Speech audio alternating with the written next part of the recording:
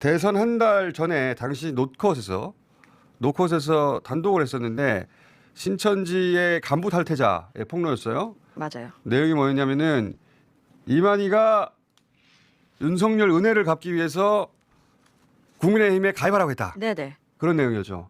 네. 좀 자세히 말씀드리면 예. 이만희 총회장이 구속됐을 당시에 그때 편지 하나를 써줬는데 내용을 보니까 어떤 한 사람이 나를 도와줬다라는 식의 내용이었다. 그 한 사람은 윤석열 검찰총장이고 그 덕분에 나올 수 있게 됐으니까 우리가 은혜를 갚아야 되지 않겠느냐 해서 국민의힘 당원 가입을 이야기했다. 그리고 올해도 비슷한 기사 나와서 책임당원 가입하라고 뭐 독려했다느니 맞습니다. 그런 기사가 그때 나왔었고. 자, 그리고 올해도 비슷한 기사가 나왔어요. 작전명 필라테스라는 거예요. 동아리처럼 보이기 위해서.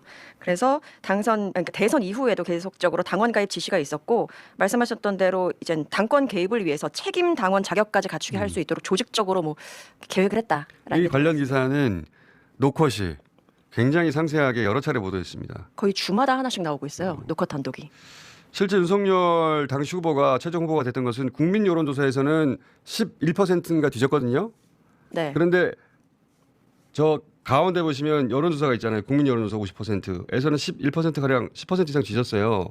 근데 그걸 당원 50%에서 당원 20몇 %가 나와서 뒤집었단 말이죠. 10만 명 이상이 가입되어 있었어야 할 텐데 나아가서 20만까지 될지도 몰라요. 근데 이제 만약에 그렇다면 노컷 보도가 사실이고 그렇다면 신천지는 지금도 국민의힘 경선 결과를 좌우지할 힘을 갖고 있다는 얘기가 되는 거예요. 그리고 그 신천지와 윤석열의 커넥션이 지금도 살아있다고 하면 경선에 나온 국민의힘 주자들이 윤석열을 쳐내자는 말을 못하죠.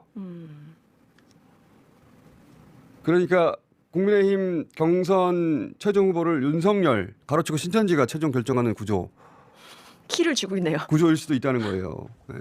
저는 민주당 경선에도 사실 이들이 개입했다고 의심하는데 왜냐하면은 지난 3년 전에 민주당 경선을 생각해 보시면 1차 경선, 2차 경선 내내 이재명 당시 후보가 이낙연 당시 후보를 한 5대3 비율로 앞서고 있었어요. 네. 갑자기 3차 서울이었던가요? 이게 62대 30, 62대 28인가? 뒤집어졌어요. 28. 갑자기 이낙연 후보가 3배 차이로 앞서죠. 예.